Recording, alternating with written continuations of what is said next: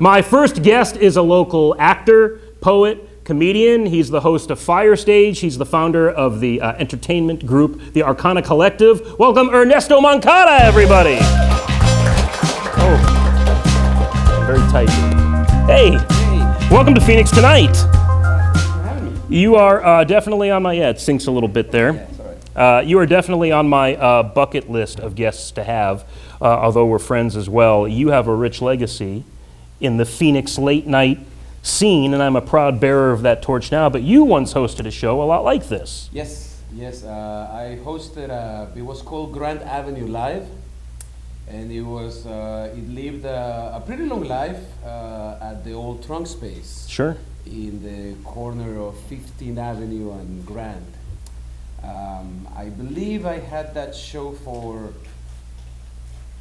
3 or 4 seasons. Okay. And how long was the season? Like a year. Okay. So about 3 or 4 years. But the show started probably 4 years prior. So it went up for about 8 or 9. Ryan Avery started. Okay.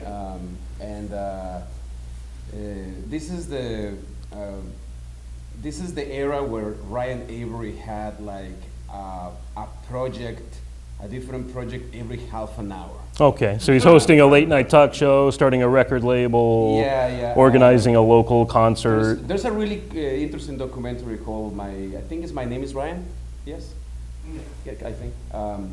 In which it's pretty much an exploration of the do-it-yourself, culture in underground art, Phoenix. Cool. Of the early 2000s, then, right? 2000s. So this kid had like an improv troupe, several bands, experimental theater, noise. That genre where they sit on the floor and they play with a computer. And it makes noises, and they call it music, and and all the kids just sit around looking sad.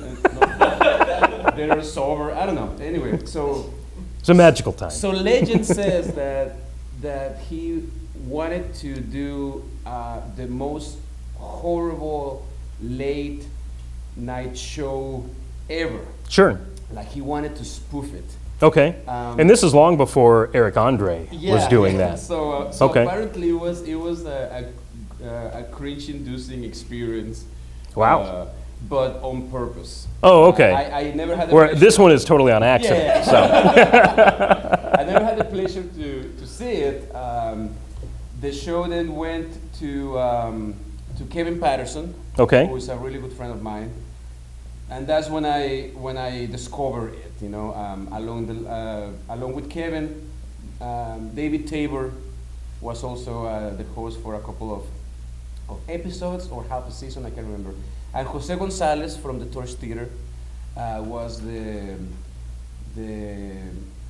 substitute host. Okay. Throughout the entire the life. Joey Bishop of the show. Okay. I even asked him a couple of times to be there. So Kevin Patterson and I met at Bikini Lounge, which was still there. The Bikini Lounge. Yeah. Not as exotic as it sounds, folks. Visiting from out of town, don't go there expecting to see ladies in bikinis. No. You might. You might. But you might see bikinis. Whether they're ladies or not is another matter. Bikinis will happen. And so I met Kevin, having drinks in this dive bar, and interesting thing about that relationship is that we kept meeting each other for the first time. Oh, sure. Blacking out, and it took me about 3 or 4 times for really broken deja vu to actually, because it's like, I think we're gonna be really good friends. I remember, Kevin, I think you said that before. You guys are like living a drunken memento with each other. Yes. And in one of these escapades, he asked me to be a guest in the show. I was relatively new in Phoenix.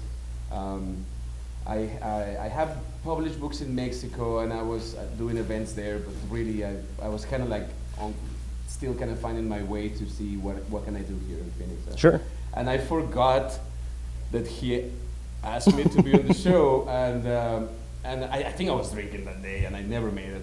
But they say that gave him the cue to make the audience yell "fuck Ernesto" like a couple of times. Oh wow! And they eventually made it, and I think I substituted his show once, and when he was, I think he went for about 3 or 4 years there.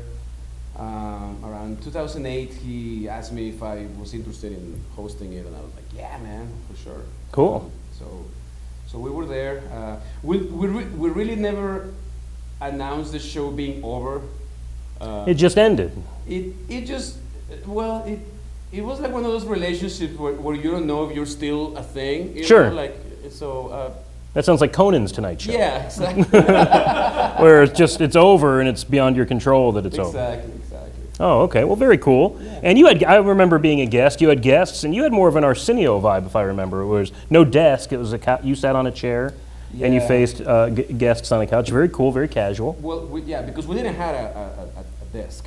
Oh, okay. That was just what we had, you know. So yeah, this is cool. We didn't have a couch either. It was $10 at Goodwill right here. This Yeah. is it's a treasure.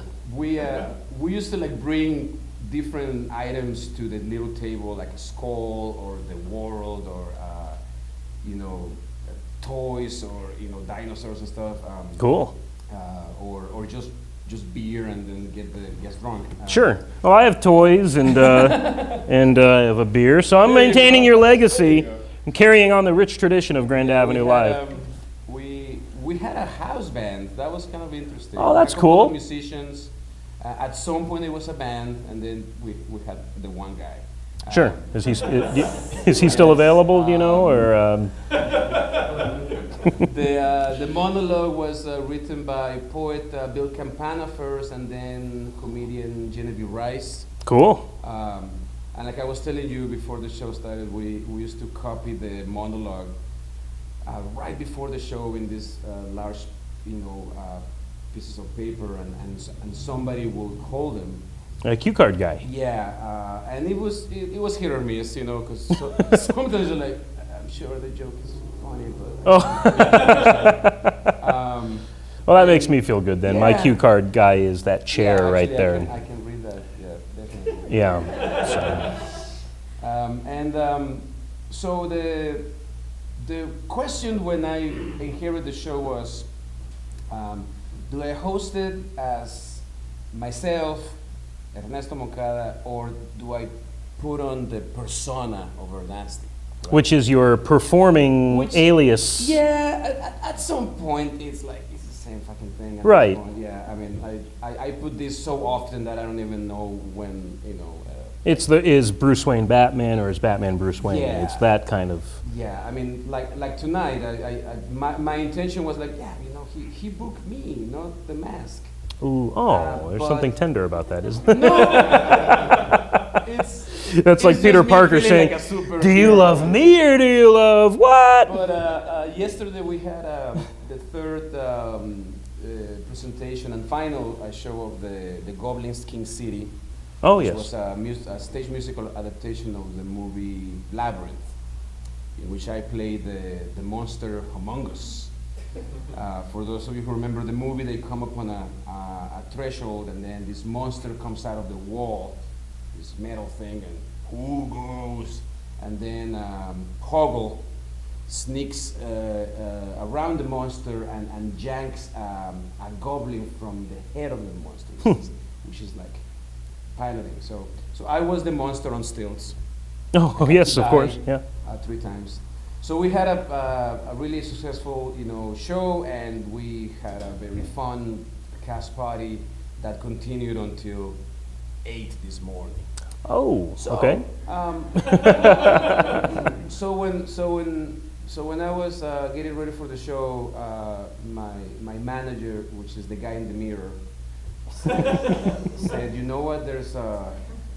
We don't have enough cocaine for this, so No, Phoenix Tonight in no way endorses the use of cocaine yeah. as an upper Of course, for yeah. entertainment.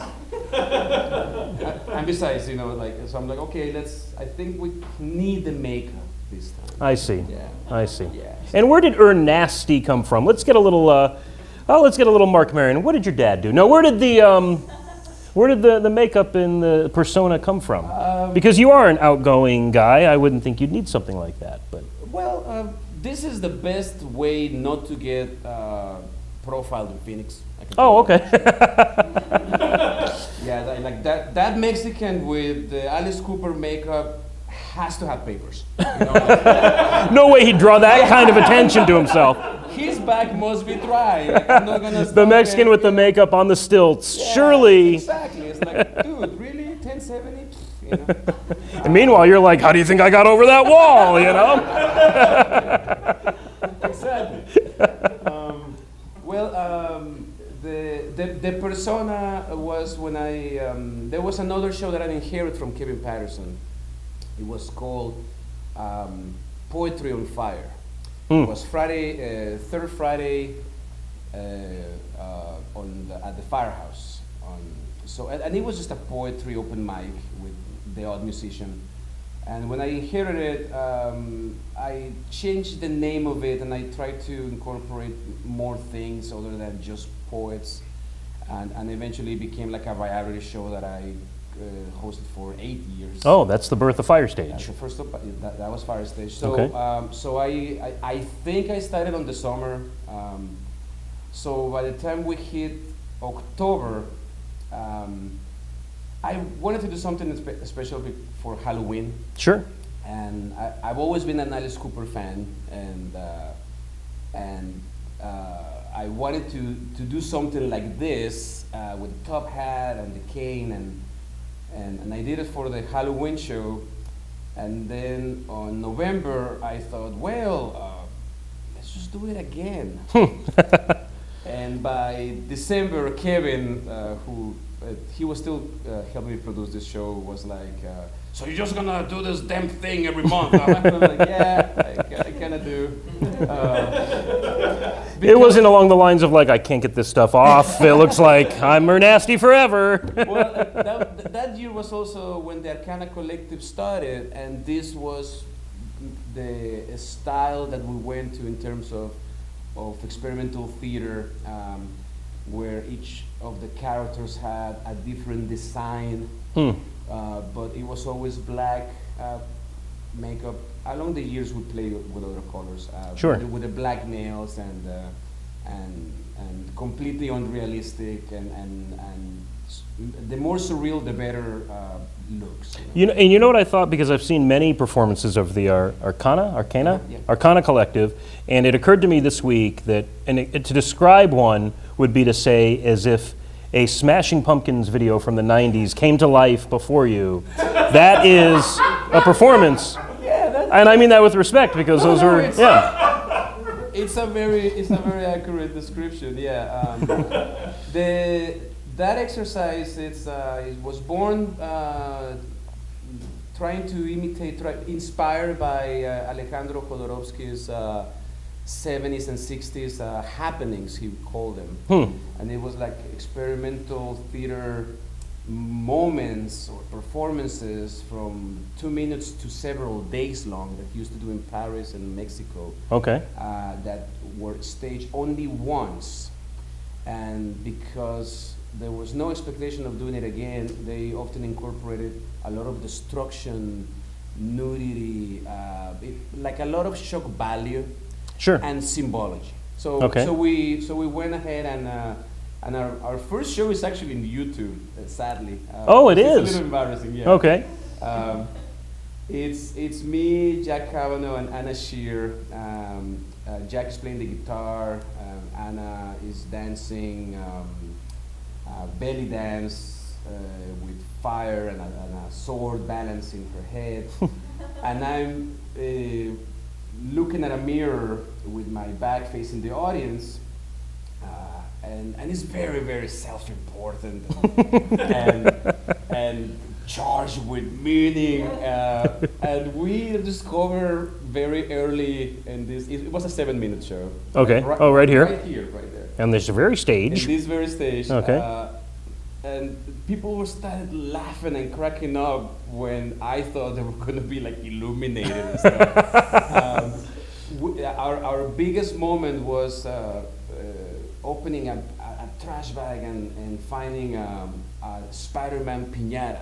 Okay. Mexico, right? Wow, the Spider-Man piñata, behold the icon of the times, right? And then with Anna's sword, we got at the piñata, and I didn't told my my team players because I thought how cool it is to shock them. I filled the piñata with real cow guts. Oh, okay. That I brought in the Mexican market, but they sell them to you like without the blood because they're expecting it's like food, right? So Right. So I added like fake blood and I think beet juice. So I got this thing. Well, I didn't have dinner, so. And you can see Anna like completely disgusted by the whole thing. That's worth it. I'm totally looking that up tonight.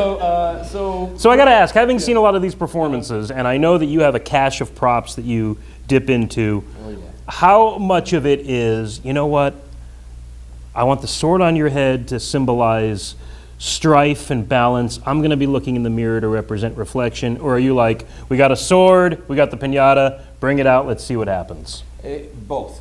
Okay. Both. Most of the performances, especially the early performances, were inspired by tarot. Tyra? Tarot. Tarot cards. Tarot Okay. cards. Yes. Oh, you have I some. have here. Yes. So in these guys, like the swords represent your intellect, the cups, your feelings, etc. So we always had a knife, a sword, a cup, a candle, a stick, and all those things. Yeah. And now, Spider-Man. Well, I'm a Spider-Man fan, and I had the piñata at home, and I thought, we did unspeakable things to Pegasus stuffed doll this big from the movie Hercules. Sure. That our friend Ian Murdoch found in a thrift store. And we painted it in Arcana makeup and made him fly in a performance, and then we ripped its heart out, and then as you do. Yes, we fixed it, and in another performance we I don't know how to put this in a PG-13 way. We fist fuck it. Okay. In this same stage too, and this is our best special effect. We made a little incision and we filled it with blood and a number of. I think we had tomato like chunky. Sure, a little puree. Sure, for the citrus. And gummy worms. Oh, that's so the, when the key. When the arm comes out with blood and worms, oh, the audience was like, I like when the arm comes out, not when the arm went in. No. That's how accepting the audiences are here. Like, laughter, disgust. And that prop eventually met its end at the Phoenix Center of the Arts in the Phoenix Festival of the Arts, in a show where children were present. We decapitated the thing. Oh, for crying out loud. They didn't invite us there for some reason, like years after, but that day actually we decapitated the thing, and a performer agreed to, actually that was her idea, to have her hair That's what we're saying, stage. right? Oh, wow, her own hair. It feels really weird to just take somebody's beautiful hair and right. That's usually like that's usually like an episode 8 or 9 moment when a girl is going through like a dramatic arc on a show like Riverdale or something. You know what? And you're just doing that on stage. Yeah. So. Wow. And I think that Pegasus was not the first performer that had to get fist fucked to perform at the Phoenix Center of the Arts. No. So the theme is legacy tonight, people. So you are here from Mexico. You're a published author in Mexico. Yes. I'm just curious, why Arizona, and what was your journey to us here? It was 2000. It was I was two books in a row in this very interesting, famous in your own city kind of thing. My first book sold really well in high schools. Cool. Okay. I was a teacher too, so and the book is very violent and easy to read. It's like an action movie. Sure. And I had my book in the trunk of my car, so it was like dealing books. Sure. One Hey, book, kid. it has swear words in it. Ooh. It was a little bit like a smaller version of the old cliche of the Bukowski writer, where your apartment is a never-ending revolving door of misfits and drunks and parties and Sure. and I was getting a little sunk in it, and the offer to come here and edit a magazine, landing on my lap. Oh, cool. Like, Okay. hey, do you want a job in Phoenix? And I thought, you know what? A lot of people go to Phoenix and they put up with being illegal for a while, and they have to lie and get Fear. a fake, the fear. And I was like, these people are paying for the immigration thing, and I don't have anything else to do, and I can go there and concentrate on my writing because nobody knows me there. Sure. Little did I know that nobody was going to be nobody. So I came here and I say 3 years tops. Okay. And this October I celebrate 17 years. Wow. Yeah. So I didn't have anything else to do, and it sounded like a fun, crazy idea at the time, and it has been. Sure. Yeah. Well, I think our community is all the more wealthy for having you in it and being a part of it. I'm very proud of this community, and I'm really humbled and touched that I was being welcome in it in such a way that, of course I know that if they reject me, it's kind of racist. Well, It's like, you always have that to fall back on. They reject me, and it's like, what's are you wrong? gonna say no to the Mexican? Okay. Oh, man. So no. I got to ask you, so, people, how would you describe the Phoenix arts scene to somebody experiencing it for the first time? Because, Portland has a definitive scene, Seattle, Boston, Philadelphia, Austin, Texas. There are cities that are kind of defined by their subversive art scene. We know, because we're in the center of it, Phoenix has a similar scene. Maybe our donuts aren't as tasty, but how would you define what we have here to somebody that thinks of Phoenix and Arizona as just the old West, conservative, red state kind of a place? It's definitely an underground community. You don't do art in Arizona to be discovered, to land a gig. Oh, no? Fuck sorry. this then. Sorry. You don't go from Arizona to big networks, and you don't leave your day job. Hey, Dave Muncie, 40 years, man. Some 40 do, years. Some do. And I've seen people that whose clear goal is that. And Sure. They work real hard, and some of them actually make it, whatever making it is. Sounds like a sexual thing. But Hey, you want to make it? want to make it. Being Your Pegasus was like, sure. Ah! I think I want to do theater now. Is there any mime work A available? little edgy.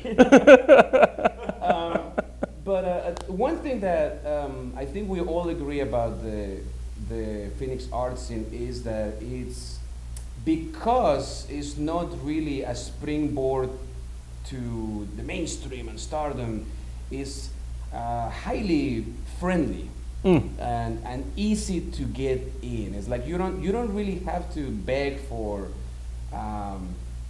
your time in front of a microphone to try your thing. You don't need to. Yeah. You need to pay somebody to for your art to be experienced by an audience, you know, and also it cross-pollinates a lot. So, Sure. So it's not like, because I've been in other towns where, oh, we're the painters.